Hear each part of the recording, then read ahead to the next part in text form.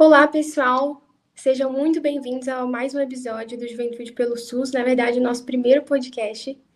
É um prazer ter vocês aqui com a gente, acompanhando esse espaço de discussão e inspiração para todos os jovens. O Juventude pelo SUS é uma organização nacional que nasceu com o sonho de engajar jovens de todo o Brasil em contar a história das lideranças da saúde no país, desde profissionais na linha de frente até pesquisadores e gestores envolvidos na nossa saúde pública. E além disso, a gente também tem a missão de construir relatórios sobre políticas públicas que expressem a voz da juventude sobre como o Brasil pode melhor servir à saúde nacional. E para o episódio de hoje, temos uma convidada mais do que especial, a doutora Lígia da Veiga Pereira. Ela é uma das maiores geneticistas do mundo, titular da Universidade de São Paulo e chefe do Laboratório Nacional de Células-Tronco Embrionárias. A doutora Lígia também é fundadora da startup GenT, que tem à frente o projeto DNA do Brasil, que busca promover a diversidade genética e pesquisas científicas. Aqui no Juventude pelo SUS, nossa missão é eternizar a trajetória da doutora Lígia como uma grande inspiração para as crianças e adolescentes que sonham em se tornar cientistas do Brasil. Então, fique com a gente para ouvir mais sobre essa história fascinante e as ideias que podem transformar o futuro da ciência e da saúde pública do nosso país. Professora, muito feliz de você ter aceito o nosso convite.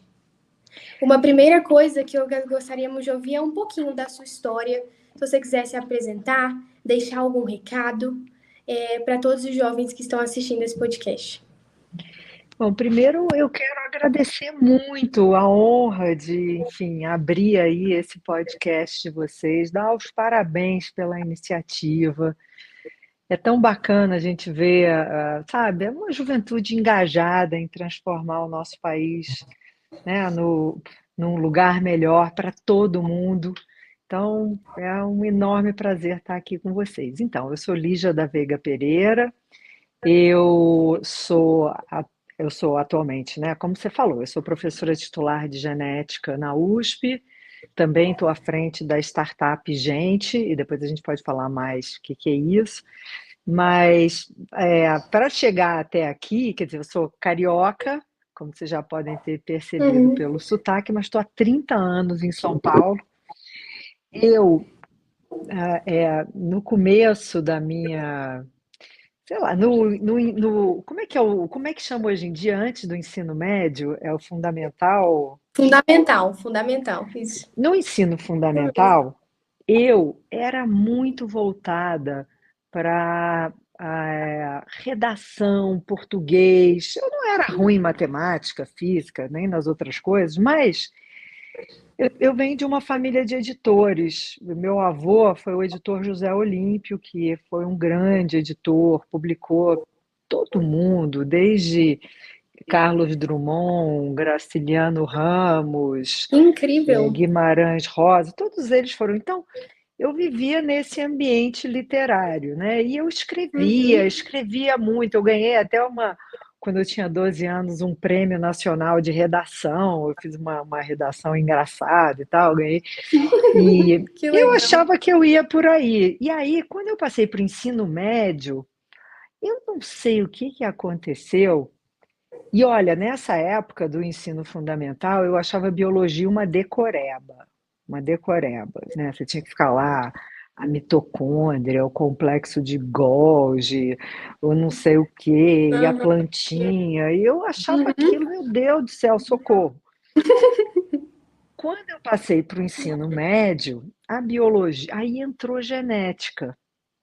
E eu adorei genética, adorei divisão celular, e os Uhum. cromossomos, o azinho, o azão, o DNA que fazia o RNA, que fazia a proteína, era uma coisa assim muito cartesiana. Então, isso eu adorei. Mas estava lá, isso lá. E ao mesmo tempo, eu comecei a me interessar mais por física e matemática, por alguma razão. E aí Uhum. eu acho interessante a gente pensar qual é a influência que os nossos professores têm nesse nosso caminho, Verdade. né? Uhum, Você sim. pega, enfim, não quero culpar meus professores de português do ensino médio, mas de alguma maneira eu me afastei, né, Aham. daquilo e fui indo para essas outras áreas, a tal ponto que na hora de fazer vestibular, eu fiz vestibular para engenharia. Na Que legal. época, o que estava começando a acontecer era engenharia de computação. Olha como eu sou velha. Hum, que Então, isso. eu entrei no vestibular na PUC do Rio para engenharia, e aí eu ia fazer lá na PUC, a gente tem 2 anos básicos para todas as engenharias, para matemática, física, química. Uhum. Então, eu no terceiro ano, eu já estava me encaminhando aí para a tal da engenharia de computação. Mas, olha que coisa, né? Eu tinha um professor de química de volta lá no ensino médio, muito, muito querido, e um dia no terceiro ano, aquele ano que você está desesperado de vestibular e Sim. não sei o quê, Uhum. ele saindo da sala falou para a gente: ó, vocês fiquem de olho na engenharia genética, porque isso ainda vai dar o que falar. Isso é uma coisa incrível. Isso eu estou falando, gente, de 1983, né? Uhum. Quase um século atrás. E eu falei, ué, uau, genética, eu tinha gostado de genética, engenharia genética. E fiquei com aquilo na cabeça e lendo matéria no jornal, né, acompanhando de Sim. longe os avanços da área. E aí, nesse meu terceiro ano de engenharia, eu não me lembro por que que eu resolvi que eu queria ver que história era essa de engenharia genética e o que que você precisava estudar para fazer Uhum. engenharia. Não Sim. existia o curso de engenharia genética. E aí foi uma loucura. Eu saí atrás. Tem um detalhe importante. Estou falando muito? Não, que isso? Não? Então tá bom. Qualquer coisa A me gente tá interrompe. aqui pra te ouvir mesmo. Eu tô aqui pra te ouvir. Teve um detalhe super importante. No segundo ano da engenharia, eu achando que eu queria fazer engenharia de computação, no meu segundo ano, eu arranjei um estágio numa empresa como programadora. Então, Uhum. era uma empresa que criava sistemas de computação, era até para hospitais e tal. E Que eu legal.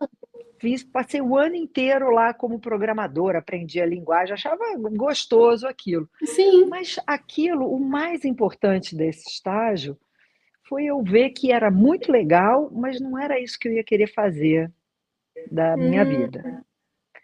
O que não quer dizer que eu não poderia ter feito engenharia de computação, vai muito além de você ser programadora, mas né, aquilo E aí eu comecei a ir atrás da história da genética.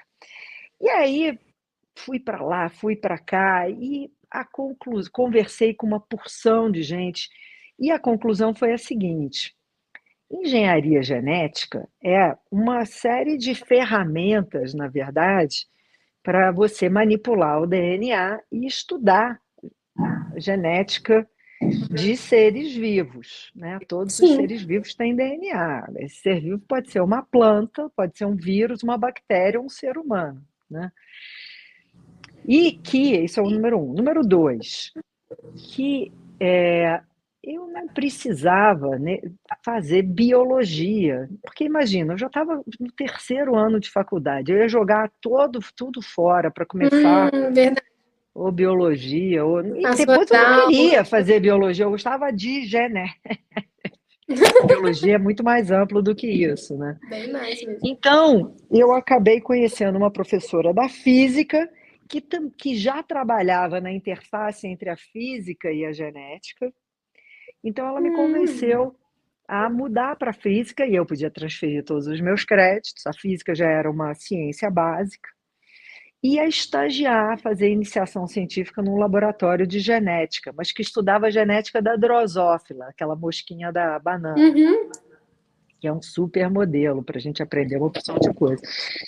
E aí eu fui fazer esse estágio. Então eu fui fazer, né, seguir o curso de física lá na PUC e ao mesmo tempo, depois de tarde, eu ia para o Fundão, lá para o UFRJ, para fazer o meu estágio lá. E aí eu adorei a vida de laboratório. Podia Que não ter incrível. gostado, né? Mas eu Uhum. adorei aquilo e aprendi, fiquei fascinada com a história de você conseguir pegar, extrair o DNA, e cortar o DNA, e colar, e fazer. Maravilhada.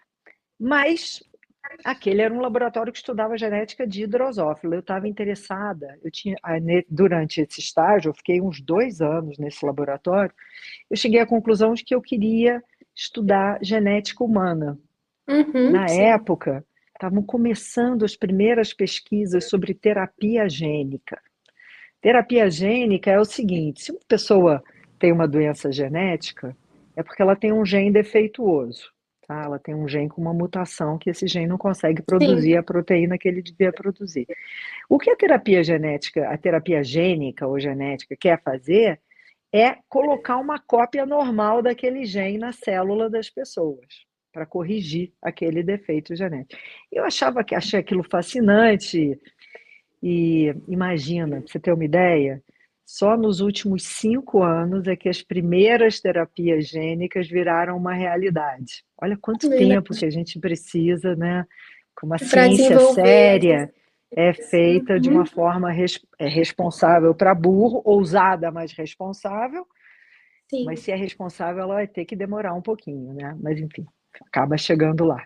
Uhum. E aí, bom, então eu quero fazer genética humana. E aí veio um professor de uma universidade nos Estados Unidos, de Nova York, dar uma palestra lá no Fundão, professor de genética humana. Era Que o diretor legal. do departamento de Incrível. genética humana de um hospital em Nova York. E aí eu fui conversar com Uhum. ele e acabei indo lá visitar e ele me convenceu a fazer o doutorado nos Estados Unidos. Então, Uhum. aí assim que eu me formei na física, eu já apliquei para o doutorado e fui para os Estados Unidos e fiquei 5 anos lá. Aí Lá. sim, aprendendo de novo, né? E o complexo de Golgi, a mitocôndria, o DNA, mas biologia celular, biologia molecular, genética Mais humana, detalhado, né? mas de uma forma que me encantou. E aí, enfim, adorei, fiquei viciada no laboratório e nunca mais saí do laboratório, né? Quando terminou esse doutorado, eu resolvi voltar para o Brasil, já estava 5 anos fora, eu sou muito apegada à família e tal, então resolvi Uhum. Sim. voltar. E aí, na volta, eu descobri que São Paulo tinha uma agência de fomento à pesquisa, uma agência estadual. O governo de São Paulo investe muito em pesquisa, Uhum. através da FAPESP. E aí foi o lugar que eu achei melhor para eu estar, né, na USP e Sim. tendo a verba da FAPESP para poder criar o meu próprio grupo de pesquisa e tal. E aí isso fazem 30 anos. Aí eu comemorei em dezembro desse ano 30 anos de São Paulo. Que Tenho a maior, legal. maior gratidão aqui por Que São Paulo, legal. pela USP, pela FAPESP. Uhum. Nossa, incrível, professora. Assim, eu não tenho nem um décimo da experiência que a senhora tem, né? Mas eu Você chega confesso lá, também. você é jovem. a- Mas a primeira vez que eu entrei no laboratório também, foi o laboratório de microscopia e microbiologia aqui da UNB. A primeira vez que eu consegui ver as células, tratamento de células, plaqueamento, eu confesso assim que eu fiquei encantada também. É impressionante É, como a gente se encanta mesmo. Com a primeira vez que eu é. entrei no laboratório, eu fiquei muito feliz e assim, super entendo essa sua paixão.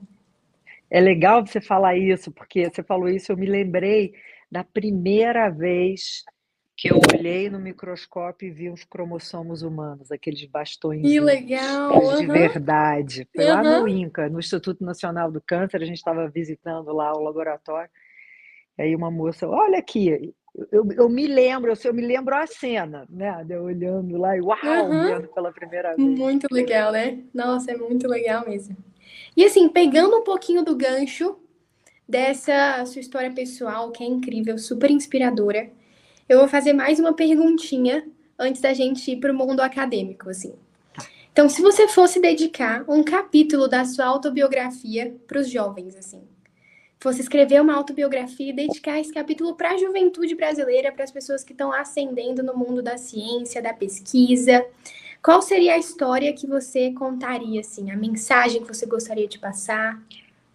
Olha, eu acho que essa história que eu contei para vocês agora, ela tem alguns pontos que eu acho super importantes, né?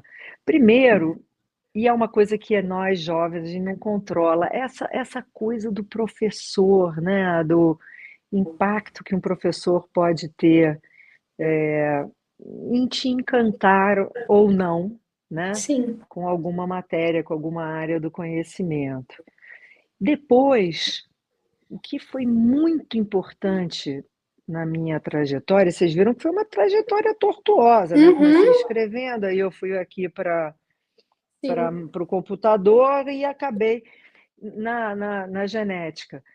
Uma coisa que foi fundamental foi eu ter estagiado. Tudo que eu achei que eu ia me interessar, eu fui estagiar, fui ver como é que era. Experimentando, né? E experimentando, né? Isso foi Uhum. fundamental. Num primeiro momento, para eu ver, opa, isso é legal e tal, mas não é isso, né? E aí, Sim. de repente, eu fui num outro e disse, puxa, isso me encantou. E olha que, né, o laboratório no Brasil não é um laboratório dos Estados Unidos, né? Não é aquela Disneylândia que é os Estados Unidos, mas mesmo naquelas condições menos ótimas, eu fiquei encantada com aquilo.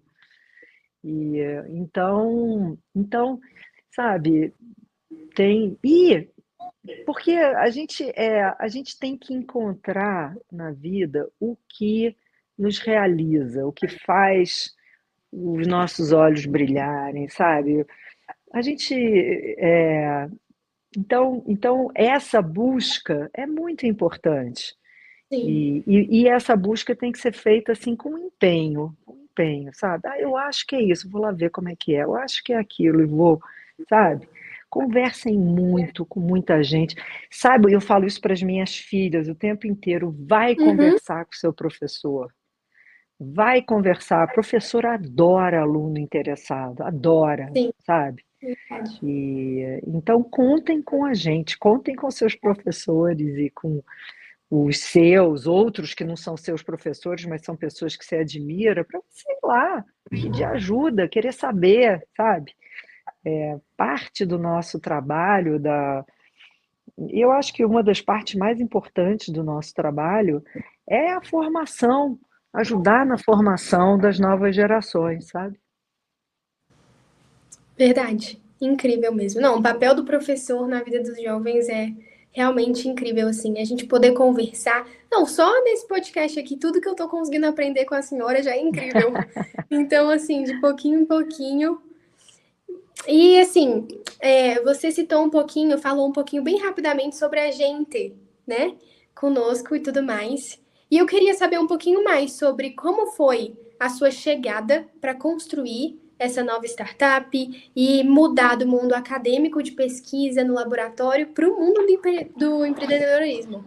E assim, eu imagino Foi. que deve ter sido muito desafiador, porque são mundos completamente diferentes e para a gente conseguir realmente focar e ter sucesso demanda muito esforço, muito estudo, muita pesquisa, muita conversa com outras pessoas. Então, conta um pouquinho mais, tanto da gente conosco, e também sobre essa sua trajetória, assim, tão incrível nesse mundo. Então, isso aí é uma história interessante que ela, enfim, como eu falei para vocês, eu falei que eu tinha 30 anos de São Paulo e esse ano eu vou fazer 28, 29 anos de USP, tá? E todo Caramba! pesquisador acadêmico é um empreendedor. O projeto de pesquisa é um empreendimento, né? Você escreve o projeto, você vai atrás de dinheiro, de Verdade, financiamento, então, né, do Ministério da verdade. Ciência, do Ministério da Saúde, as agências de fomento, né?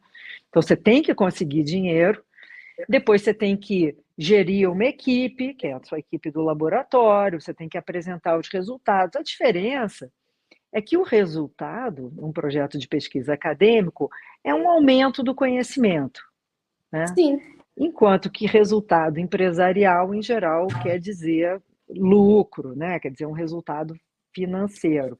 Quer dizer, Sim, o resultado financeiro é uma consequência do sucesso, né? Você diz, ó, eu vou, sei lá, eu vou fazer um celular melhor. Se você consegue fazer um celular melhor, isso se isso vai então significar o lucro, o rendimento financeiro. Então, esse é uma consequência de um sucesso que aquele seu projeto teve, né?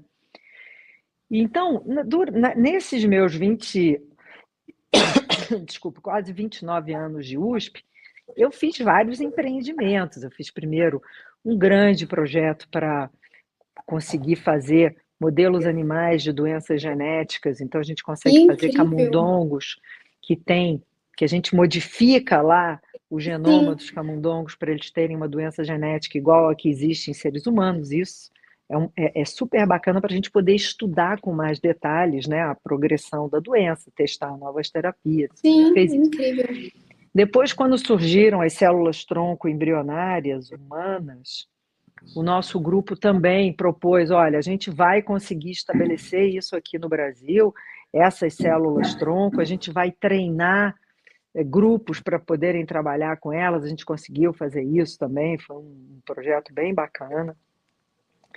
E aí, em 2017, Uhum. começaram a sair uma série de artigos falando sobre a falta de diversidade dos estudos sobre genética humana, né?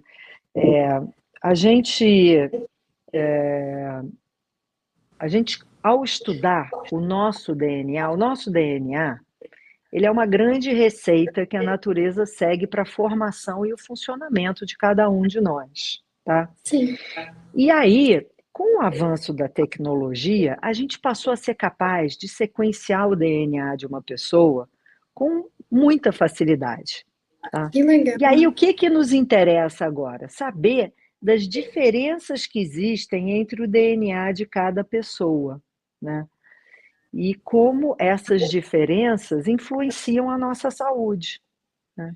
Então, para a gente conseguir entender isso, eu tenho que conhecer o DNA ou o genoma de literalmente milhões de pessoas e ter a informação sobre a saúde dessas pessoas para eu poder tentar fazer uma correlação entre esse gene está associado a, sei lá, um maior Uhum. risco para desenvolver Alzheimer, esse gene está relacionado a você ter alergia a esse medicamento, sei lá, né? A Uhum. gente Sim. quer entender isso.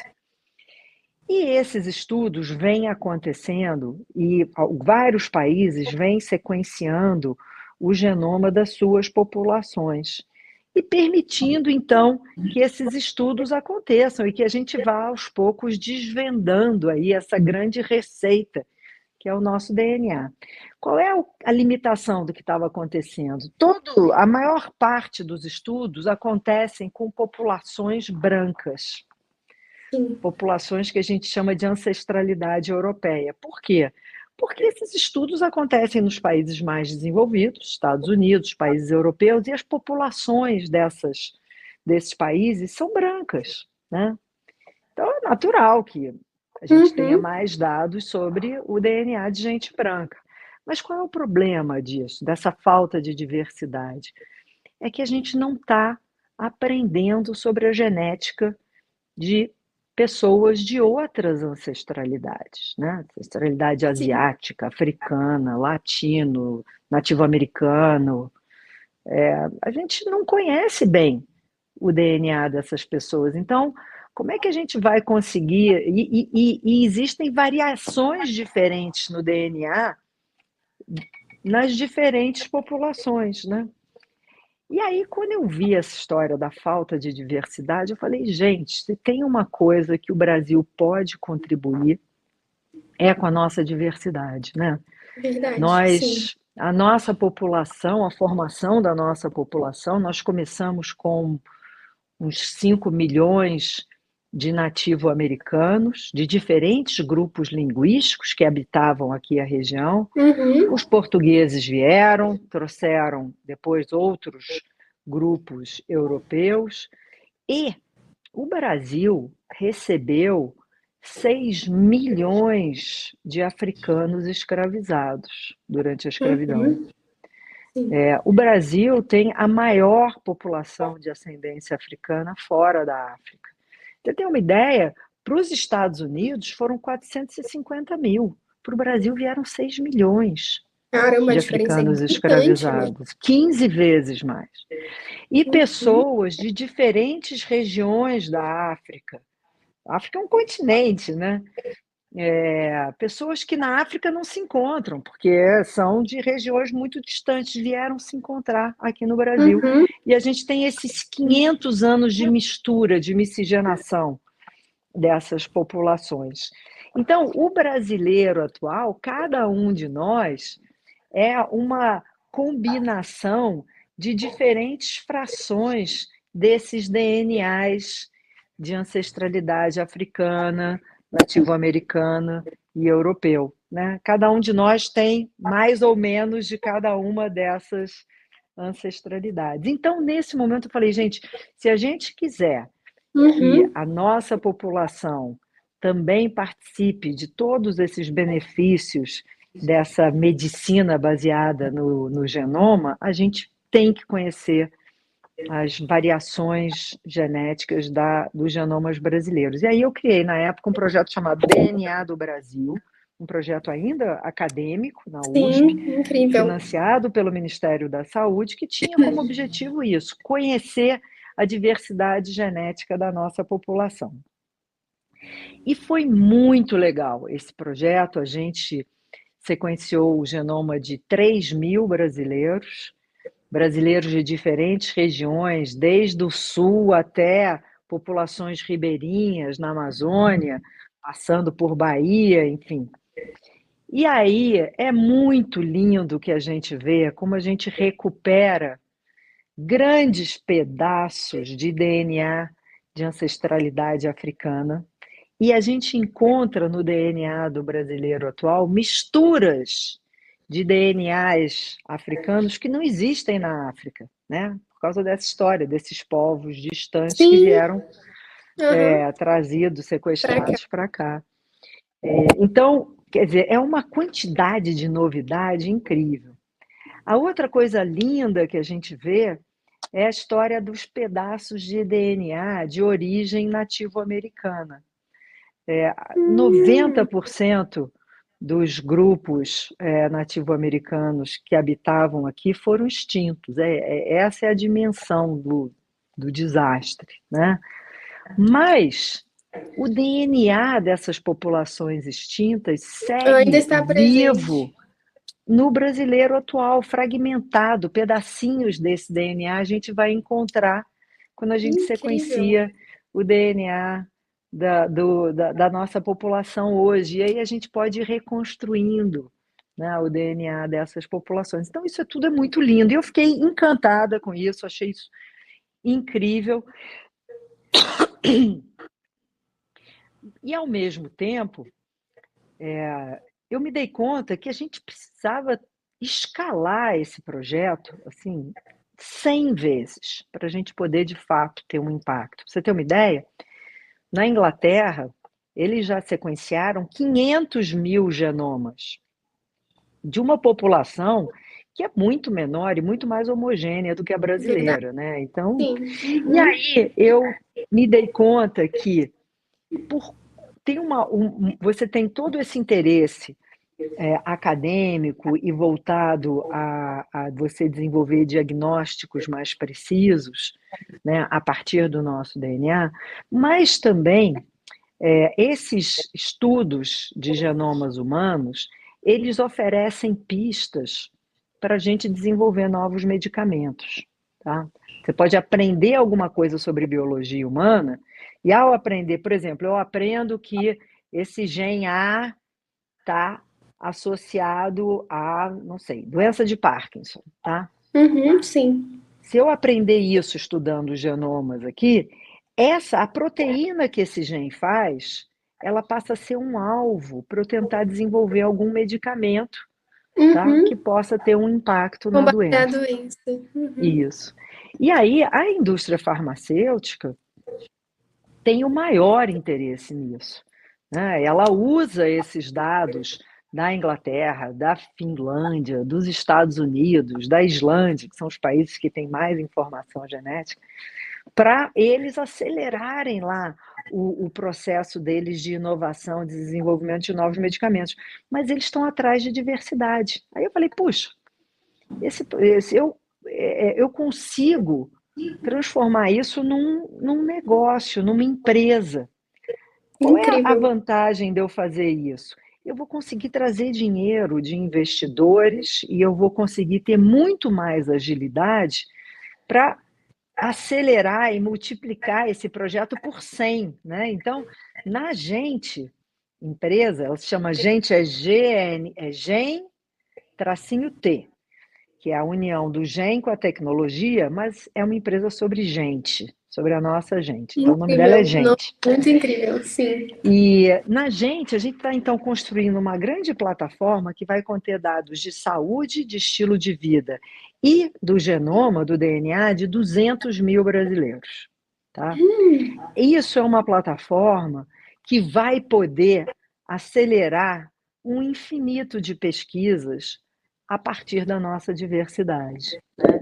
Tanto pesquisas acadêmicas e pesquisas para melhorar o sistema de saúde público, como pesquisas que podem levar ao desenvolvimento de novos medicamentos, né? Então é isso que eu estou fazendo na Gente.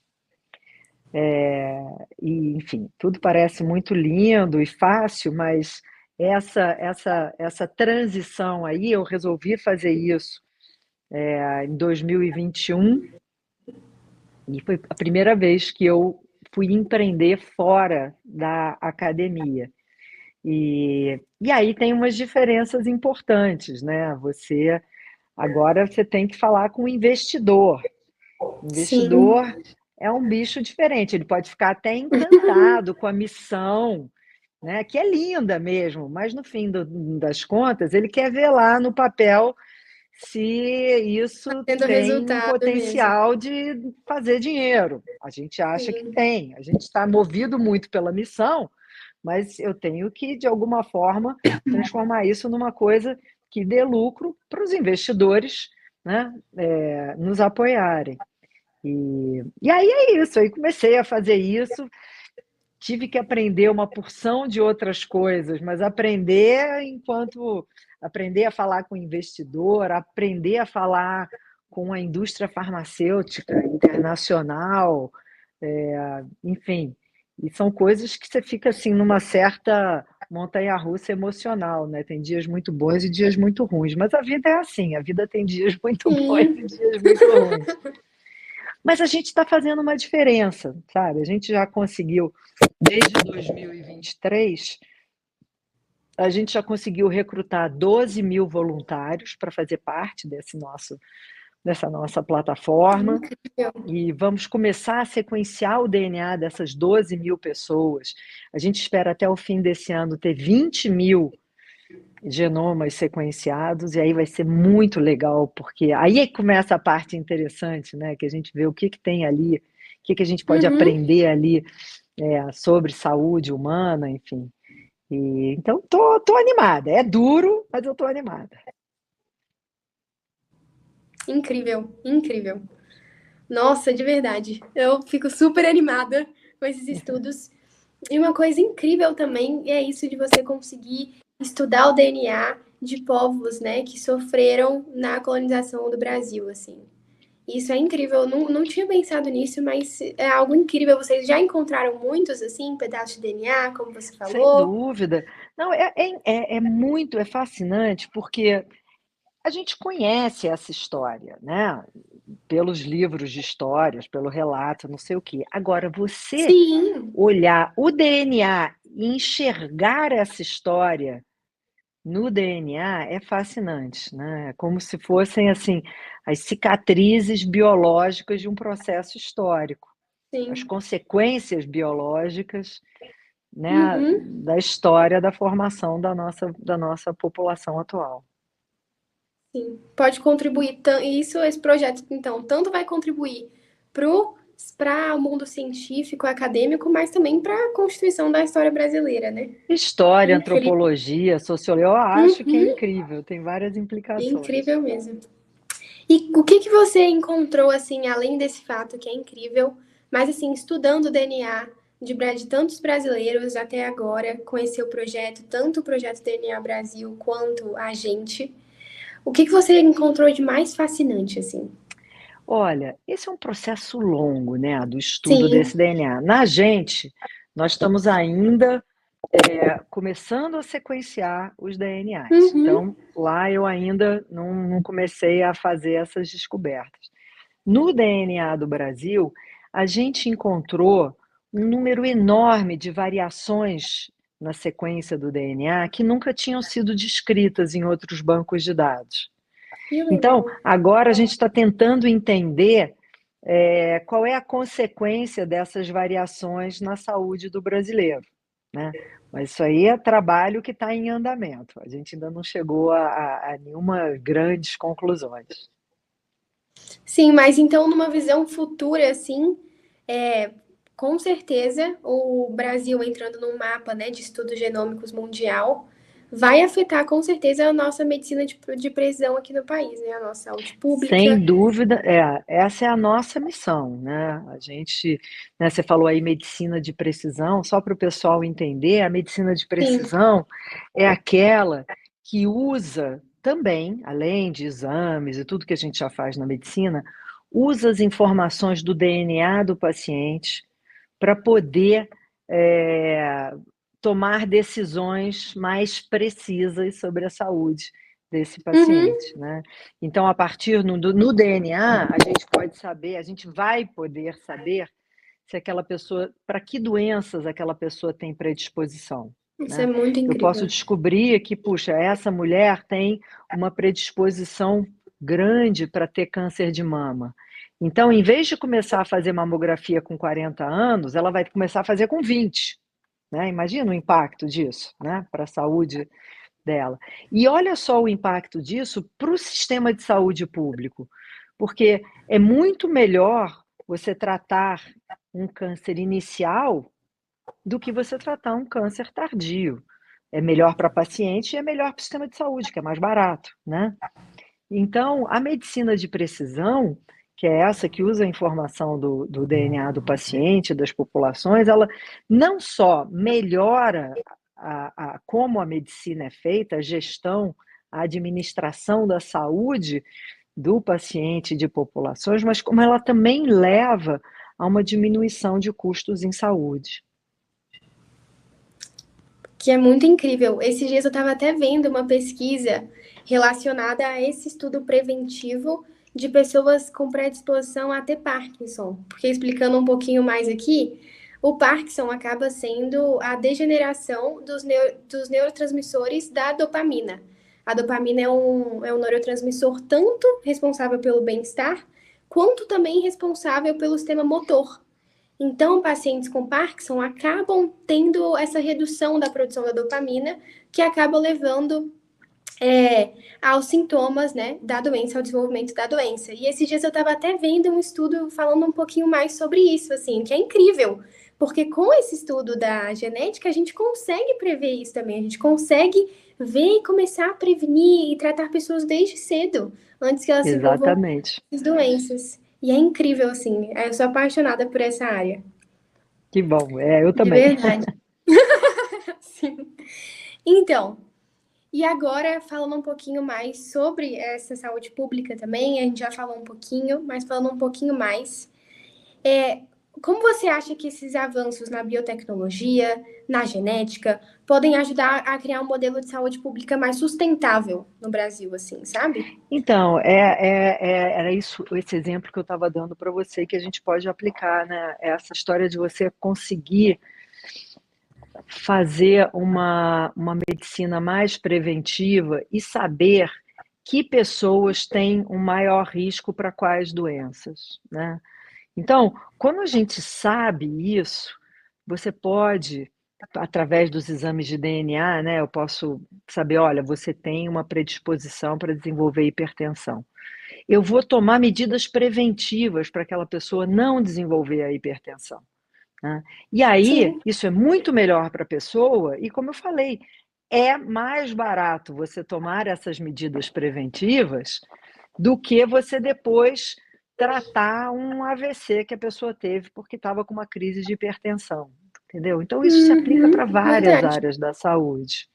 verdade. Então, no longo prazo, e isso não é uma coisa que vai acontecer rapidamente, mas no longo prazo, à medida em que a gente for conseguindo implementar essa medicina de precisão também no Brasil, e precisa ainda também as tecnologias de sequenciamento de DNA se tornarem mais baratas ainda, para a gente poder aplicar isso para a população geral, né?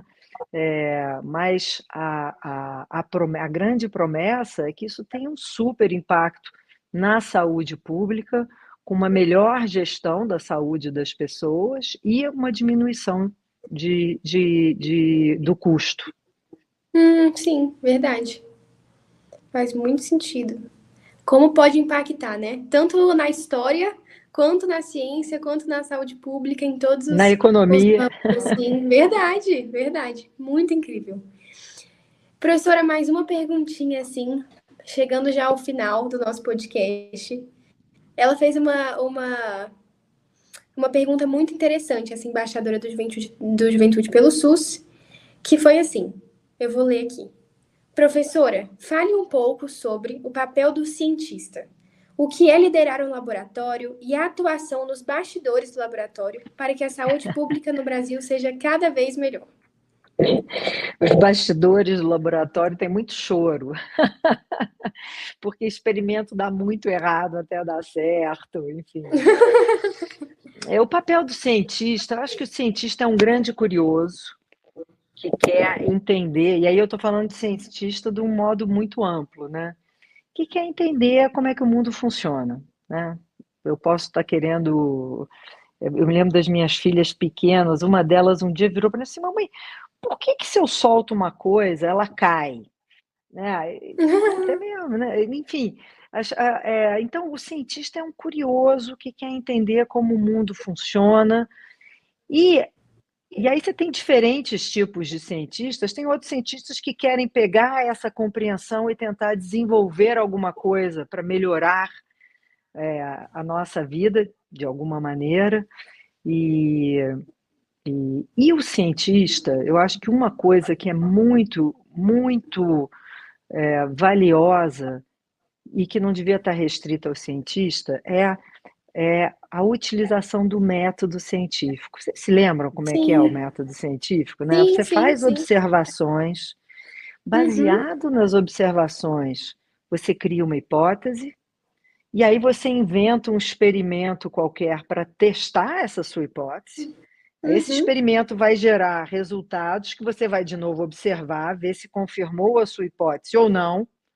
E a partir disso você vai gerar novas hipóteses e aí eu acho essa forma de pensar muito poderosa na nossa vida toda, sabe? Essa história desse método científico, nesse pensamento baseado em observações e, e, e aí eu acho que o cientista tem que ter um rigor, é uma pessoa que deve ter um rigor muito grande com a verdade e saber também quando que o que ele achava que era uma verdade, de repente você faz um experimento novo e você descobre que não é mais, né? Você estava achando que aquilo sim, era verdade, porque você estava olhando só um pedaço da história. De repente você desvenda um outro pedaço dessa história e você vê que não era nada daquilo que você estava pensando e você vai em frente, você vai enfrentar, sabe? Então, isso é super importante. E aí, os nossos bastidores é sangue, suor e lágrimas, sabe? É lá fazendo os experimentos, e aí o experimento dá muito errado até dar certo, às vezes o experimento dá certo, mas ele mostra que a sua hipótese estava errada. Aí você tem que voltar e dizer, uhum, putz, não era isso, então se não era isso, o que que pode ser? Aí, né? Tentar imaginar uma outra sim. explicação. E aí segue a vida, e estamos aí. E assim caminha a humanidade. É mesmo, mas é muito legal mesmo. E esses dias eu estava até lendo um texto sobre isso. Olha que engraçado, muito engraçado. Que falava exatamente sobre essa trajetória do cientista, assim, de você acreditar numa coisa, tá 100% assim, certo disso. E aí você vai no experimento, e aí quando você vê, não era o que você pensava, e aí tem que voltar atrás. E é isso, como você mesmo falou, É assim, isso. segue em frente, simbora, que agora é O novas descobertas nosso para fazer. compromisso, o nosso compromisso é com a verdade. E essa Sim. verdade, as pessoas, por exemplo, vou dar um exemplo, né? No Uhum. começo da pandemia, a gente não sabia nada. No começo da Covid, a gente não sabia nada. Usa máscara, não usa máscara, não sei o quê. E pô, a gente tinha que ir aprendendo. Aí chegou um momento que alguém falou: olha, tem um remédio aqui, cloroquina, que eu dei para 3 pacientes e eles ficaram ótimos. Então, cloroquina é um tratamento para Covid. Pô, a gente adoraria que fosse. Só que aí o pesquisador foi lá e fez um teste, tratou sei lá quantas pessoas com cloroquina e outras Sim. tantas deu um placebo, uma outra coisa, e viu que não era. É. E aí é isso, não é, gente, não é. Eu adoraria que fosse, mas não é. Entendeu? Uhum. E aí o pessoal, porque o cientista falou que era e depois não era. Ah, sim, bom, naquela situação a gente precisava de emergência ficar, né, testando coisa, foi assim. Mas é Verdade. isso. Então, entendeu? Então, o nosso Sim. compromisso é com a verdade que se apresenta. Então, se a verdade que se apresenta é essa, então, ok. Se eu tiver desconfiado, aí eu faço mais um experimento. Se ele refutar essa verdade, ótimo, eu tenho uma nova verdade. Se não, vamos por aqui mesmo, né? É E aí aquilo vai. mesmo. Uhum. Sim. Mas isso é verdade mesmo. Na hora H ali, a gente foi tentando o que dava, né? Fazendo o que dava, mas com, claro, né? Com os testes corretos, tudo mais. E é isso. O compromisso é com a verdade mesmo. Isso é muito verdade mesmo. No mundo da ciência, assim, né? A gente tem que seguir sempre pelo caminho correto. Devia ser no mundo todo, né? Mas, enfim, em É, especial no mundo da ciência. sim, verdade. Verdade. Então, professora, encerramos por aqui. Pessoal, espero que vocês tenham gostado muito do podcast. Assim, a Lígia é uma pessoa muito especial, a doutora Lígia. É uma pessoa inovadora no mundo da ciência, uma das maiores cientistas que a gente tem no Brasil. E eu estou muito grata, muito mesmo, por ter tido a honra de fazer esse nosso primeiro podcast com uma cientista tão incrível, com uma trajetória tão inspiradora, assim, para a juventude e para o mundo como um todo. Professora, você quer deixar algum recado, falar alguma coisa para os jovens que estão assistindo a gente? Olha, o que que eu quero falar? Primeiro, que a honra foi toda minha e, como eu falei, é muito emocionante ver jovens se movimentando para criar um Brasil melhor, né? E, e assim, gente, o Brasil tem. A gente ouve, as notícias são sempre ruins, só aparece, tem um filtro das notícias, que tudo que é ruim só aparece. A gente tem tanta coisa bacana, a gente tem tanto potencial, sabe, nesse país, e eu acho que as pessoas, os brasileiros são maravilhosos.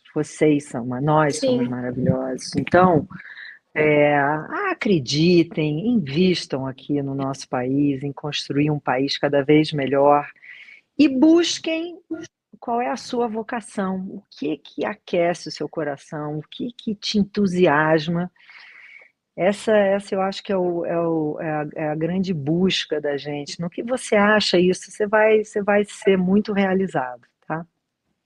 Uhum. Muito obrigada, professora, mas é isso mesmo, a gente buscar o que a gente gosta para conseguir trabalhar mais essa área, se envolver mais com motivação também, né? Não adianta a gente estar num trabalho, numa posição, numa pesquisa que não aquece o nosso coração, como você mesmo falou. Isso aí. Muito, muito obrigada pelo podcast, por ter vindo aqui.